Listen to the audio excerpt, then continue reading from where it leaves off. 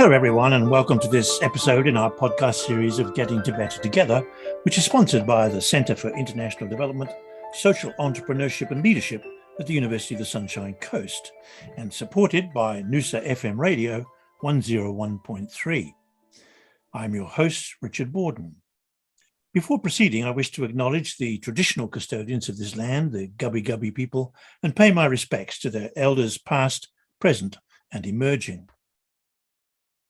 Back in October last year, I had the pleasure and privilege of interviewing Emeritus Professor Ian Lowe in an episode following the release of a report by the UN Intergovernmental Panel, IPCC, on climate change from its sixth cycle assessment. As one of Australia's leading authorities, and indeed an international expert on climate change, Ian provided a host of information, interpretation, clarification, and insights relative to the theme of that report from the Working Group number 2 of the IPCC, which dealt with issues related to impact, adaptation, and vulnerability. The news was not comforting. Today, I'm delighted to have the opportunity of speaking with him again in this interview, which is being prompted by a recent release of the report from the third working group of the IPCC, which focuses on aspects related to the mitigation of climate change. Welcome back, Ian. It's a pleasure, Richard. So let's start with a couple of points of clarification or definition. What does the IPCC mean when it talks about mitigation? And how does that differ from adaptation? And how are both related to the issue of global emissions? When the IPCC talks about mitigation, they're talking about slowing down the rate of climate change. When they talk about adaptation, they're talking about responding to the change which has happened. So, for example, we know that the Earth has warmed by about 1.1 degrees since pre-industrial times. And even if we stopped emitting greenhouse gases today, we would need to live with that increased temperature, with the resulting changes in rainfall patterns, increased sea level, more frequent extreme events, and so on. But for how long? Is that forever? Well, basically forever, and because we've permanently increased the amount of carbon dioxide in the air. Now, in principle, we could reduce it by planting billions of trees that would take carbon dioxide out of the air. Right. But at the moment, the amount of carbon dioxide in the atmosphere is about 420 parts per million. Yep. The highest level recorded in pre-industrial times since humans have existed, there's about 280 parts per million. Wow. So there's about 1.5 times as much carbon dioxide in the air now than there has been at any time when humans have existed. And that's basically because we've been burning coal, oil, and gas and turning the carbon in those fuels into carbon dioxide and releasing it into the atmosphere. Was there any precedence in measuring the CO2 at that time, or just happenstance?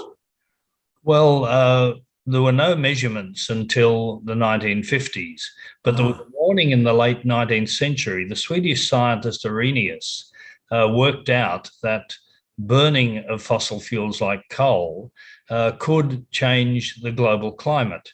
He wrote a paper in the 1890s and he coined the term the greenhouse effect because he realized that the trace gases in the atmosphere, like carbon dioxide and water vapor, act like the glass in a greenhouse.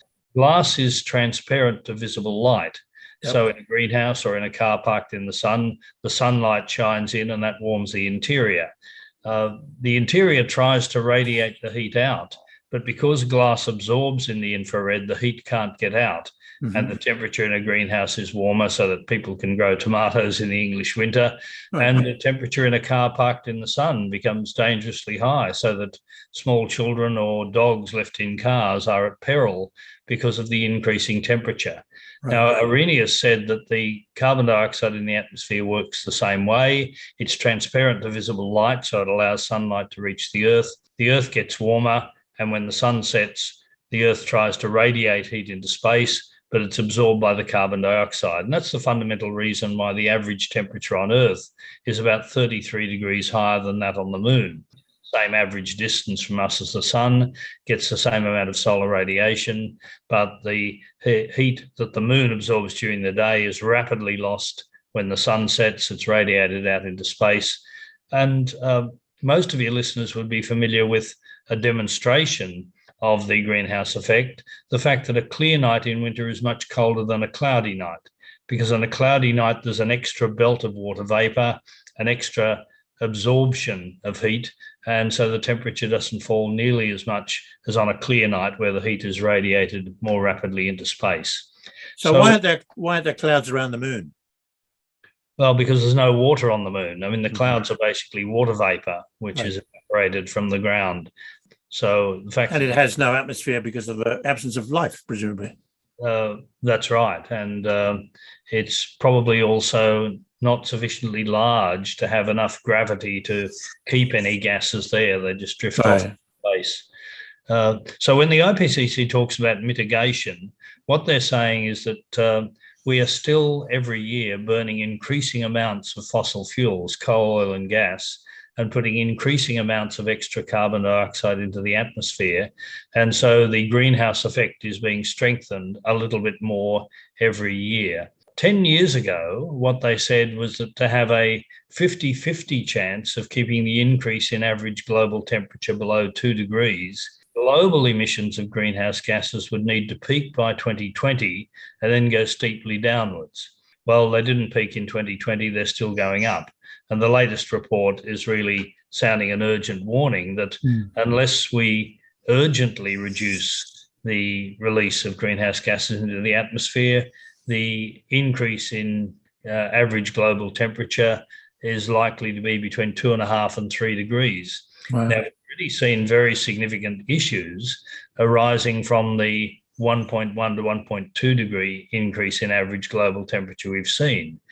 More serious heat waves, more bushfire risk, more very hot days, increasing sea levels, changes to rainfall patterns, problems of food production, and so on.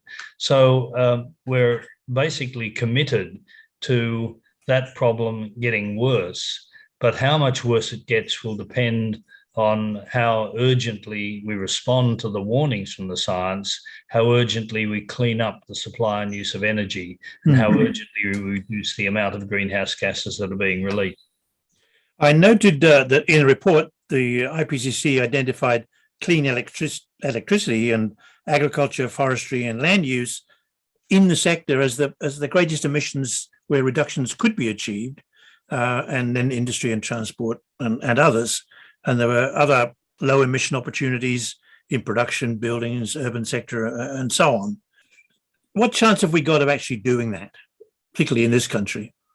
Well, we could very easily and very economically reduce the emissions from electricity supply.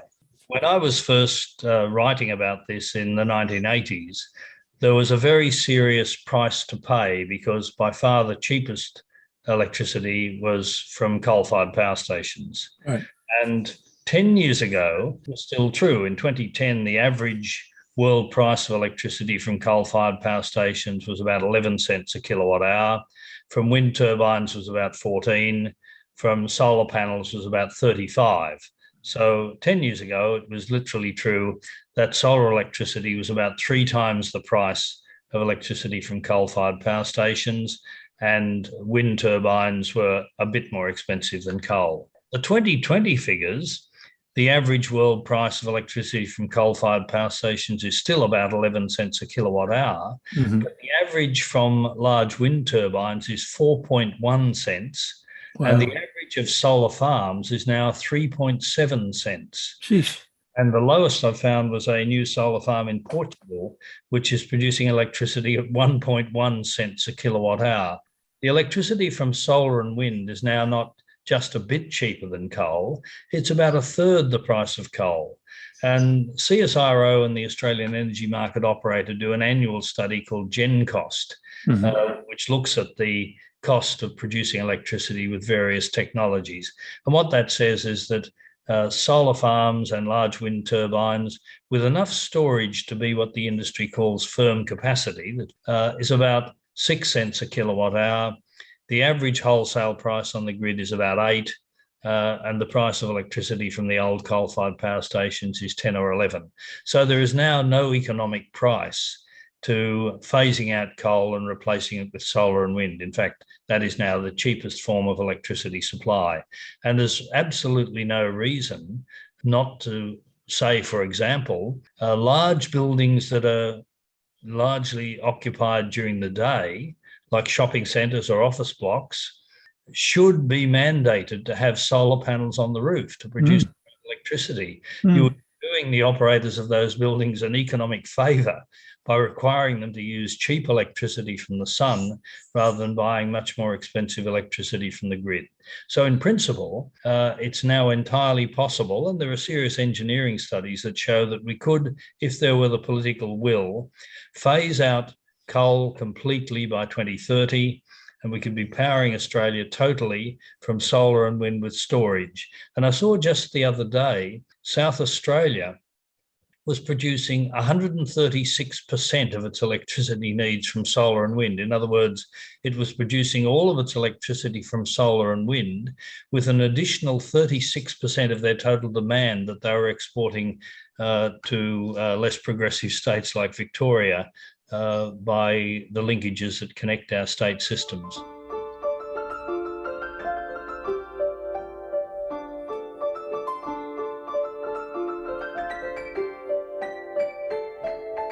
It always seems to me interesting that when commentators with an ideological bias talk about what happens when the wind doesn't blow and what happens when the sun doesn't shine, forgetting of the crucial issue of storage. That's right. And there have been several studies done of the possibilities of battery storage or pumped hydro storage, one by three academics at the Australian National University, Ken Baldwin, Malcolm Stock and Andrew Blowers, looked around the electricity grid and they identified 22,000 possible sites for small-scale pumped hydro storage, of which you would need to use the best 50 to have enough storage to run the grid totally off solar and wind. And interestingly, the New South Wales government, which has a target of getting basically almost all its electricity from solar and wind by 2030, has called commercial tenders for the construction of 8 pumped hydro storage facilities in that state. Wow. And the Marshall Liberal government in South Australia, after the Weatherall government had been bucketed by the Commonwealth government for recklessly investing in a big battery, actually doubled down on by commissioning an even bigger battery. Yes, I saw that. They recognised that it made sense to store the solar and wind for the times when the sun isn't shining and the wind isn't blowing. So it's now entirely technically possible to move over a period of 8 to 10 years from a situation where the majority of our electricity in the eastern states still comes from coal to one where the happy position of South Australia, where we're getting basically all of our electricity from solar and wind. It's amazing. Easy. You talk about political will. I'm reminded of way back in the 1950s when I was a student. We had exchange students from Denmark. And this young person once said to me, we just had a sort of meeting over the entire nation talking about what do we do next as a country. We're sick of being a pig farm. We now want to do something. And he said the discussions led to the realization that they had solid state physicists in the country of singular repute. And why didn't they move into electronics, which indeed they then did? And then more recently, the same sort of strategic planning process occurred again. This time they said, what's next? And they came up with the whole idea of, well, wind generation is an obvious thing we could do. And now it seems to me that there isn't I would say windmill, but they're not mills at all, are they? But wind generating machine, if you will, if it's not entirely Danish, it's got Danish parts in it.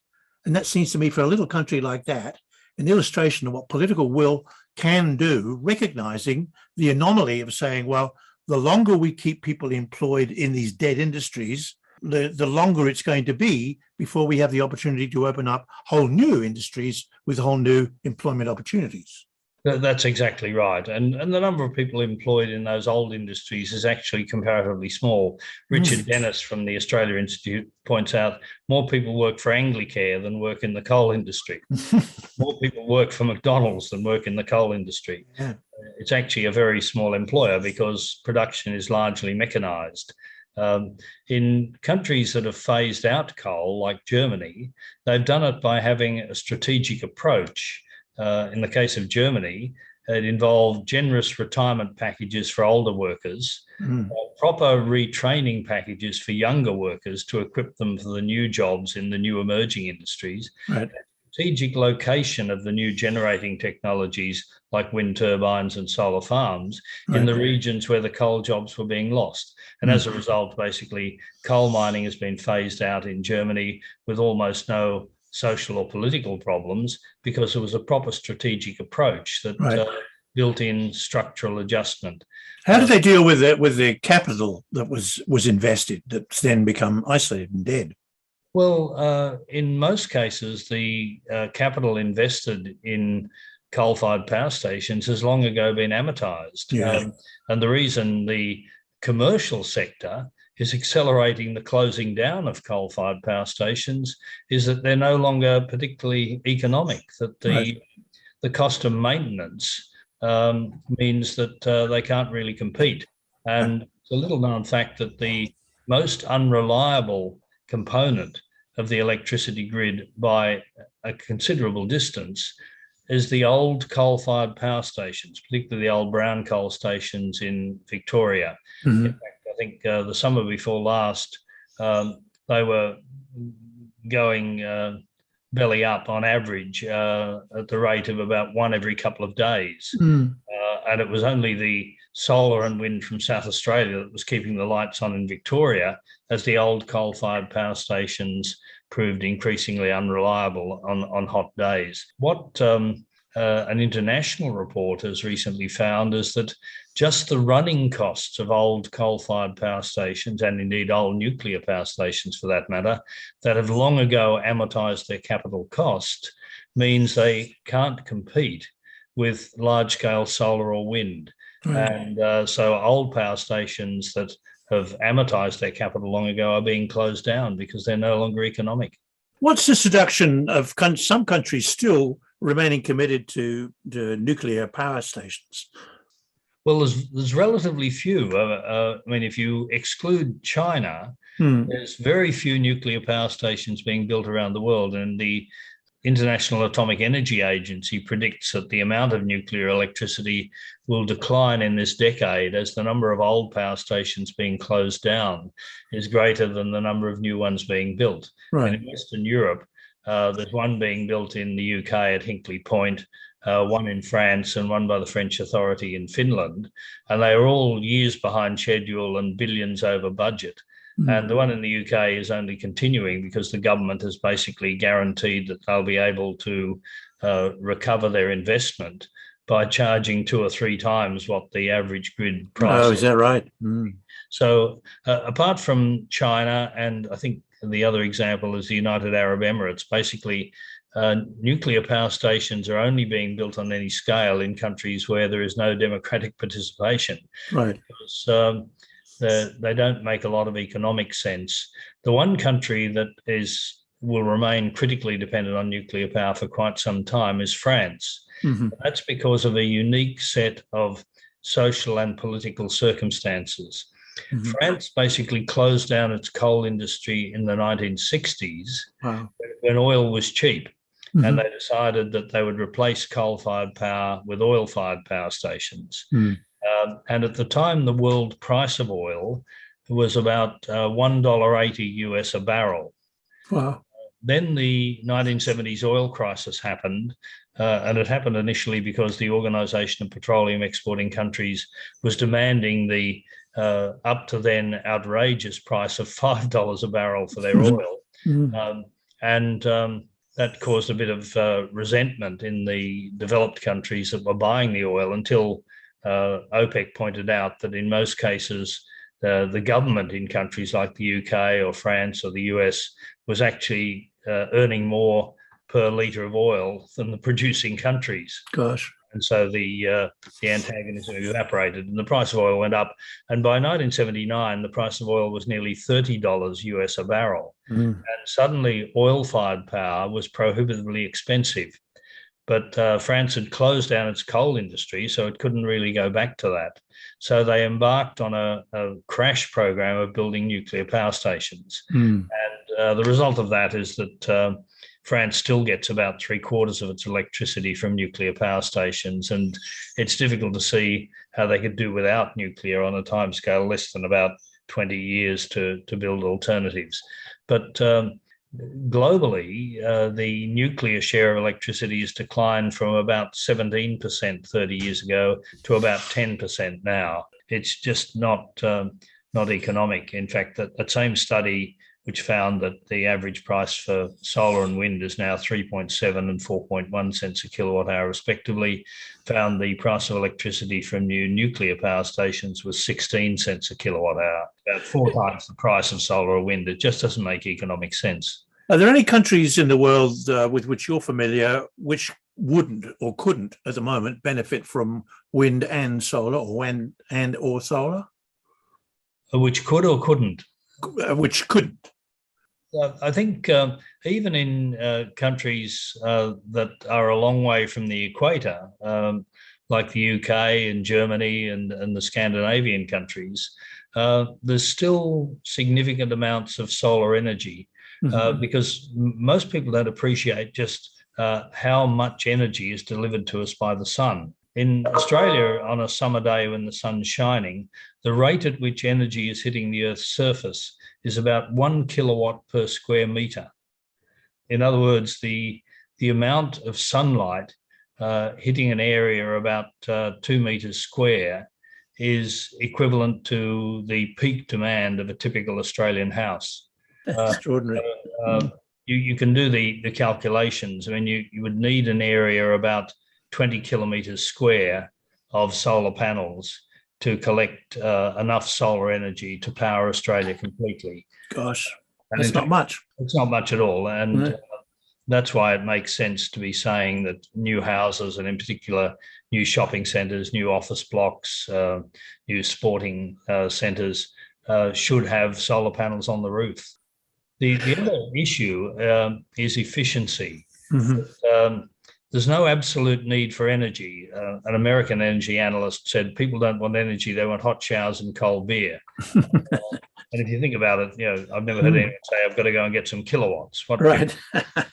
The capacity to keep the beer cold, to see after dark, and so on, to move around. And it's still true that a lot of the technology we use to convert energy into the services we want, like cooling or heating or cooking or washing, is alarmingly inefficient. Yep. To quantify that, there was a report done for the Howard government nearly 20 years ago, the National Framework for Energy Efficiency, and it concluded we could reduce our emissions by about 30% using cost-effective existing technology that would pay for itself in less than 4 years. Gosh. And it's still true today that we could probably reduce our energy use to about half what it is just by using best available technology. A lot of the appliances on sale in Australia could not legally be sold in the European Union. Some of them couldn't even be sold in some states of the USA, which is hardly a paragon of energy. No. Basically, junk technology that can't be sold in the European Union gets dumped in the Australian market. And we pay for it, not just environmentally, but financially. I mean, if your fridge takes twice as much electricity as it should, you are paying more in your electricity bills, and the climate is being unnecessarily damaged. Yeah. Ian, as always, I'm astounded by your encyclopedic knowledge. Having an interview with you is really the wrong word. It's just listening to you, because your your narration is so compelling. And I thank you very much indeed for yet again contributing to this podcast series. And I'm sure that the listeners have enjoyed it just as much as I have.